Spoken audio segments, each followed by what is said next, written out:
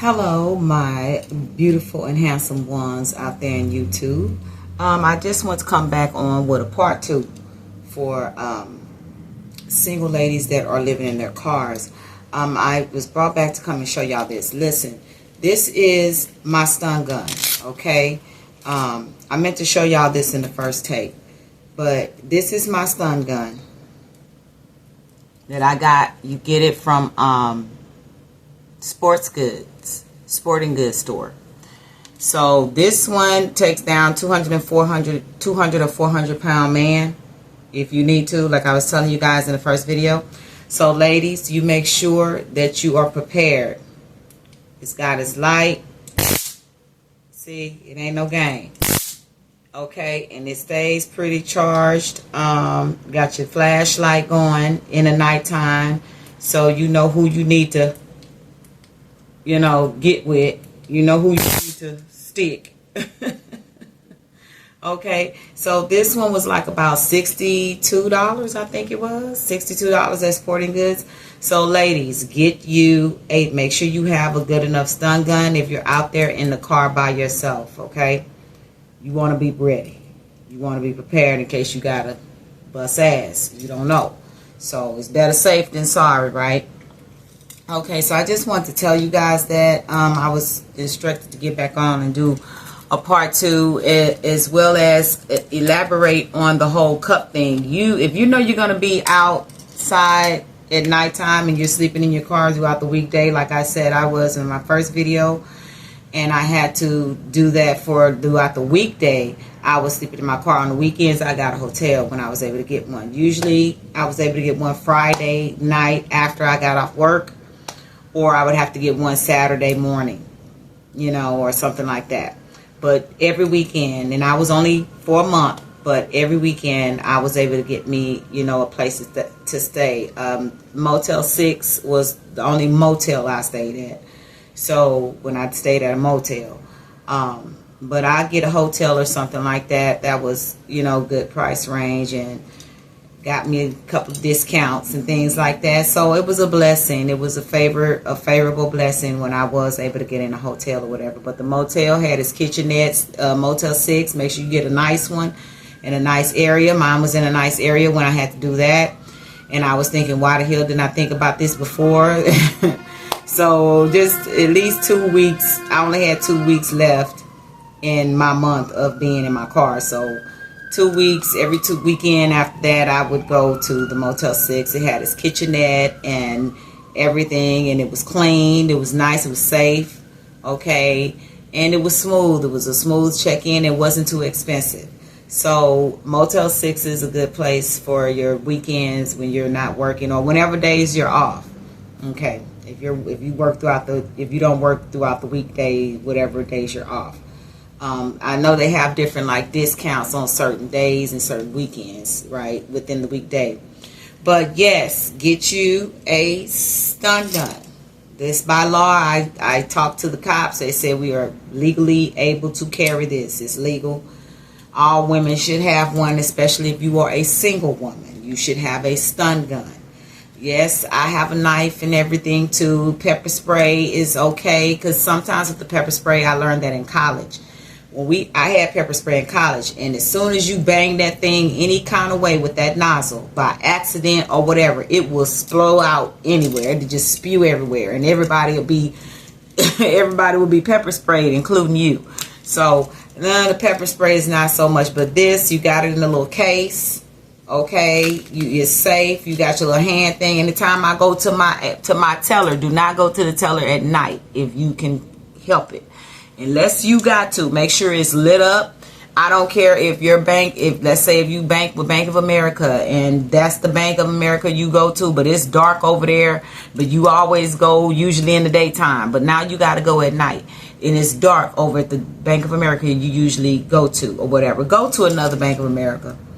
Just travel, you in your car. So hopefully you prioritize and save where you ought to have plenty of gas money and plenty of gas. Okay, you don't have no rent to pay, no bills to pay. You just in your car. So you should be able to travel to another bank where it's safer. Okay, So you just make sure, ladies, make sure you safe, mama. Okay, and you pay attention to the signs of God. He's gonna send people to help you. Like I was saying before, you can't tell everybody everything about what's going on with you, and with you being in your car and things like that. You can't tell. Make sure you can't tell everybody everything, but don't shun off those who God sent to you, because you got to discern. This is where your discernment practice really comes in. You got to discern those who God sent to you to help you. You got to discern when your angels, when your spiritual guides and your ancestors, some of your ancestors, I mean, it gets deep. It gets deep. But when you have spiritual beings around you and protectors around you, you got to know and pay attention to the signs. This is where that practice comes in, because you're by yourself and you in a car, a small, even if you're in an SUV, you're still in a smaller area compared to having a place to stay. So it's just you and God, okay? And whatever you put on video, the people, your community, all of us that support you and praying for you and everything. But this is not a walk for the weak. Only the strong survive, baby. Only the strong survive, and it's only certain chosen ones that are a part of just randomly being homeless, where something just happens where it's like, what?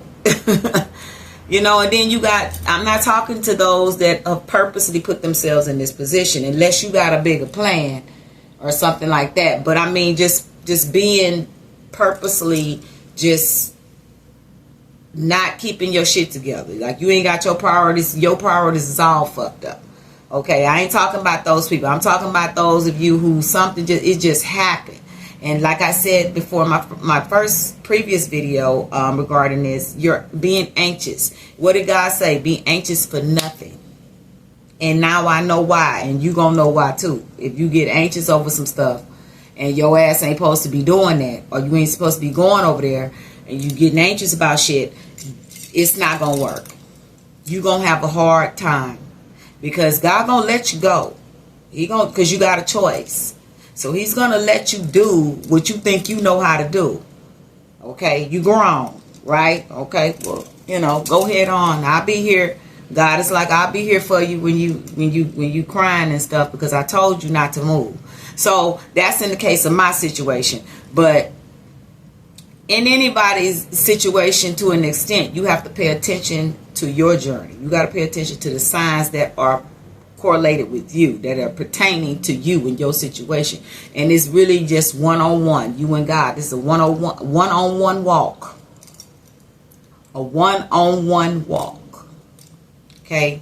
So you just make sure you're safe. Sporting goods store, get you they got the little pink cute ones too. But like I said before, you want to get something where you got to take a motherfucker down if you need to take it down. Okay, because I even in the daytime, I carry mine to the teller. The way the world is today, you got to be careful. You people do shit in the daytime, baby.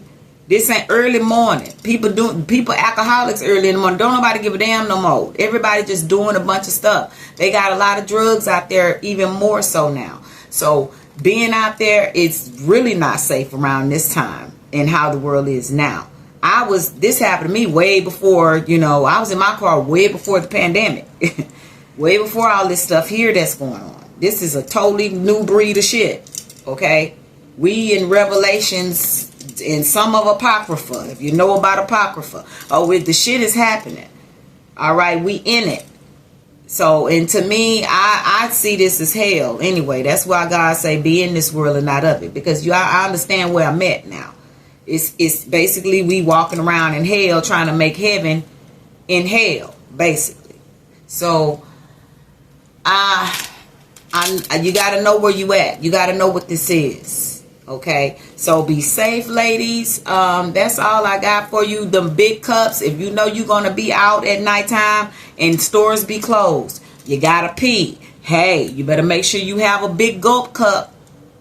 And just go, you get the plastic ones, and if you can rinse it out, you got your water bottle, get you some water, get you a water bottle in your car, and, do what you got to do. You throw it out, depending on what cup you got, because I'll just go buy, McDonald's is like $1.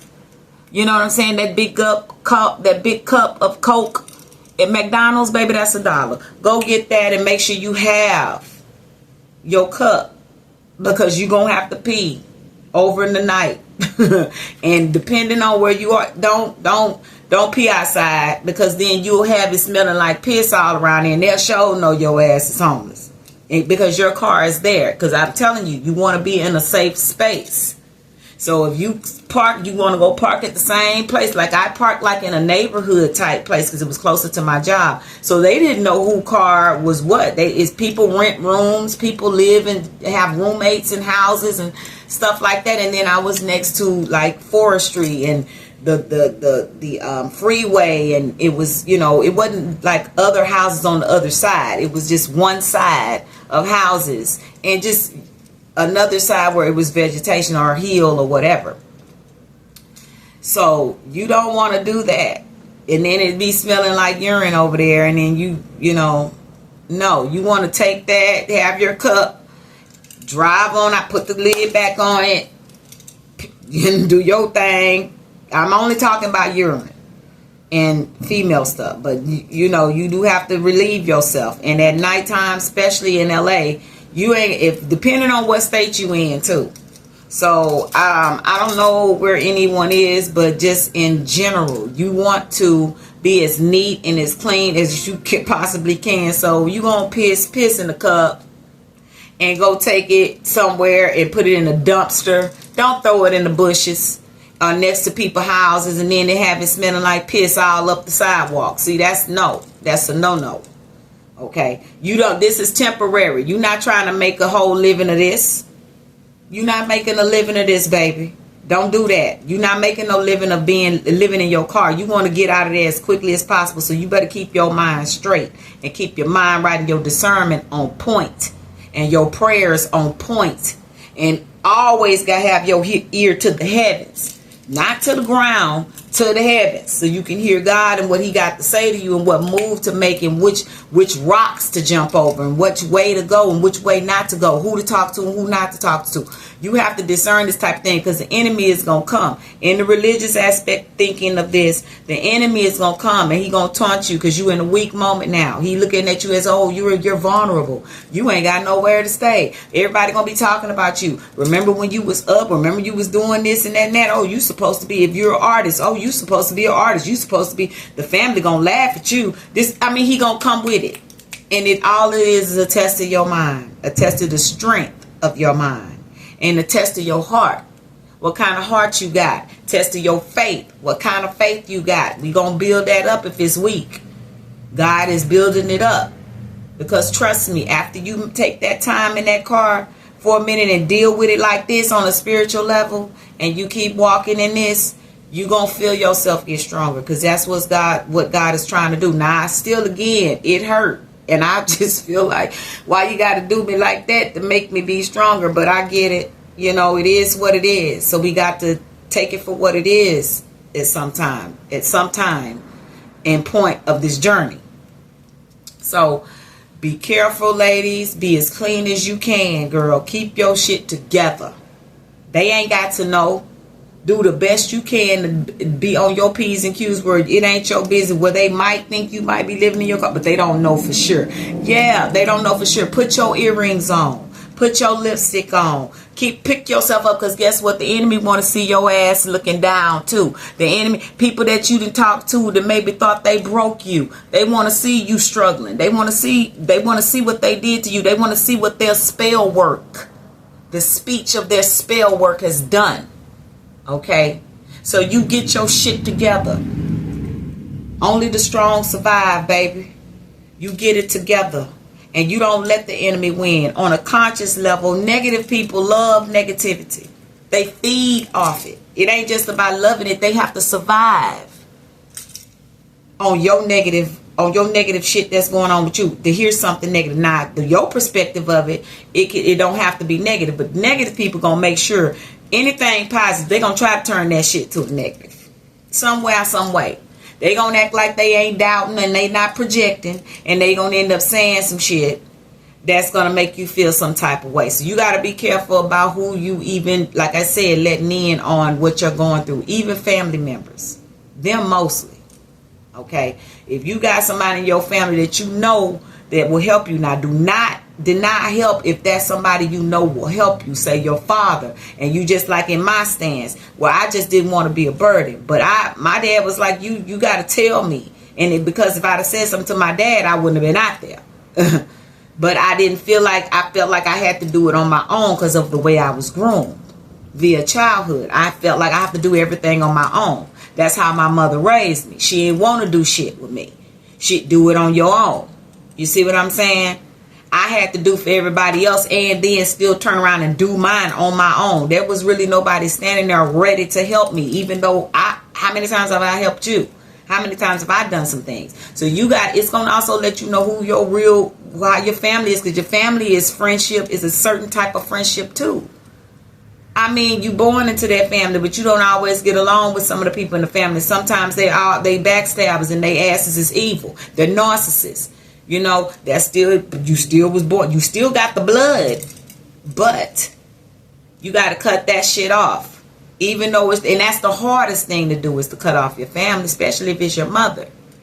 But you cut her ass off. If she's not helping you and she's hurting you and she's not doing what she's supposed to do, playing her part in your journey as God told her, and you know, because God told you what part she's supposed to be playing, and she's not doing it, you cut her ass off. Don't you let her know you living in your car. And even if you did, just be ready. If you're going to let them know, be ready for the consequences. Be ready for that demon to be in your ear laughing at you, talking about, talking behind your back like some people do and some family do. Believe it or not, your family can be your worst. Oh, my light went out, y'all. Your family could be your worst enemy. But anyway, let me get this light on. Oh my gosh, I'm sorry. But anyway, y'all, I'm gonna I just want to get back on real quick and let y'all know that and give you that information. Okay, just make sure you be safe, ladies, and make sure you just take care of yourself and be careful about who you letting know what's going on with you. Don't be very careful with that, and be careful to discern when God send you somebody to actually help you, because everybody not out to get you. So don't believe that either. So, all right, I need to get up and go eat. I just want to get back on and tell y'all this. Sporting goods store. Go get your taser, ladies. Make sure you have that. By law, it's legal. We can have it. That's something that you can keep on you and make you feel safe while you out there in your car for the time being. Because, again, it's only temporary. All right, well, until next time, ladies, I love y'all. Everybody else, my handsome and beautiful ones of YouTube. Out there in YouTube land. There you go. Our part 2 of single ladies being in their car temporarily. All right. Stay up. Keep the faith. And I'm praying for y'all. I don't have to know you or be in your family to pray for you and love you. Okay, so know that the Black Swan is over here praying for you, because I done been through it too, baby girl. So you keep your head up and hit me in the comments if you need to. You got any questions regarding that? I might have missed something or forgot something. If I remember something else, I'll bring it back to you and make sure I plug that in somewhere in either a part 3 if God tell me, or in another video that kind of correlates to this situation too. Because like I said, I have testimonies that I need to tell y'all. I got some stories to tell. I just got to structure them and put them together so y'all can understand what I'm saying. You know, I want you to be able to understand me. I've been a lot of my life being misunderstood. So I want you to understand me. That's why it took me a minute to get on here, because I don't want to just give God's people, God's children of every race, just some wrong information or not have my shit together, you know, to be able to structure this and do it to where it's going to help you. So I'm doing the best I can. Root for me, pray for me, y'all. I'm gonna stay consistent, and I'm praying for you guys too. And hopefully I'll get some more people in here. Like, subscribe, share this video, and I will be back with more as soon as possible. Okay, Black Swan, unique voice of reason. I love you guys, and I will be talking to you later. Mwah, mwah, mwah.